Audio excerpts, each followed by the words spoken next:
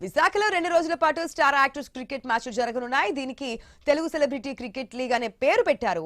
ACA VDCA అంతర్జాతీయ cricket stadium వేదికగా జరిగే మ్యాచ్లలో మూవీ, టీవీ, రాజకీయ నేతలు, కార్పొరేట్, పోలీస్ టీంలు కూడా పాల్గొంటున్నాయి. ఒక మంచి ఉద్దేశంతో క్రికెట్ ఆడుతున్నట్లుగా నటులు శ్రీకాంత్, తరుణ్ చెప్పారు. మేము యాక్చువల్గా 2006లో టీసీ అనేది స్థాపించిన టాలీవుడ్ క్రికెట్ అసోసియేషన్ అని. అక్కడ నుంచి మాకు సినిమా అనేది ఒక ప్రొఫెషన్ అయితే ఇది ఒక ప్యాషన్లా పెట్టుకున్నాం. మేము మా టీసీ మెంబర్స్ అందరూ కూడా రెడీగా ఉంటాం, ఎప్పుడు కూడా ఏ ప్రాబ్లం లేకుండా మేము అందరూ కలిసికట్టుగా ఉంటాం అనేది చాలా హ్యాపీగా ఉంటుంది.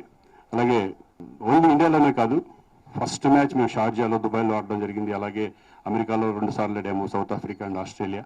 ఈసారి ఎక్కువ కార్పొరేట్ టీమ్స్ కానీ, పోలీస్ డిపార్ట్మెంట్ కానీ, టీవీ టీమ్స్ 2 కానీ ఇంత ఆడటం కూడా ఫస్ట్ టైం. మేము ఇక్కడ ఈ వైజాగ్లో చేయడం అనేది చాలా సంతోషంగా ఉంది. ఈ వైజాగ్లో జరగడానికి కారణం మెయిన్ ఏంటంటే గంటా శ్రీనివాసరావు గారికి థ్యాంక్స్ చెప్పుకుంటున్నాను. అలాగే కేసినేని చిన్ని గారికి, ఎందుకంటే ఆ గ్రౌండ్ ఇచ్చి మీరు రండి వైజాగ్ డెఫినెట్గా బాగుంటుంది, మన ఆంధ్రప్రదేశ్లో మ్యాచెస్ పెడదామని చెప్పేసి మమ్మల్ని సపోర్ట్ చేసినందుకు ఈ గవర్నమెంట్కి నేను థ్యాంక్స్ చెప్పుకుంటున్నాను. చాలా సంతోషంగా ఉంది మళ్ళీ మన వైజాగ్ వచ్చి ఇలా ఒక చారిటీ క్రికెట్ మ్యాచ్ ఆడడం. ఇదే మ్యాచ్ మేము ఇంతకుముందు హైదరాబాద్లో ఆడాం. అప్పుడే రాంబాబు గారు అన్నారు, హైదరాబాద్ చేశాం కదండి, మనం వైజాగ్లో కూడా చేద్దామంటే తప్పకుండా చేయండి, మేము అందరం ఎప్పుడు టీసీ అంటే ఎప్పుడు మంచి కాజ్ అంటే మేము ముందుంటాం, అందుకని వైజాగ్లో చేయడం.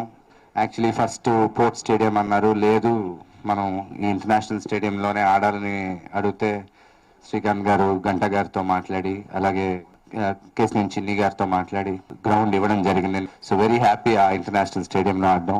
మా టీసీఏ మీ అందరికి తెలిసినట్టు ఎప్పుడు ఎవ్రీ ఇయర్ ఒక 2 మ్యాచెస్ ఆడుతుంటాం. ప్రతిసారి ఒక మంచి కాజ్ కోసం ఆడుతున్నాం.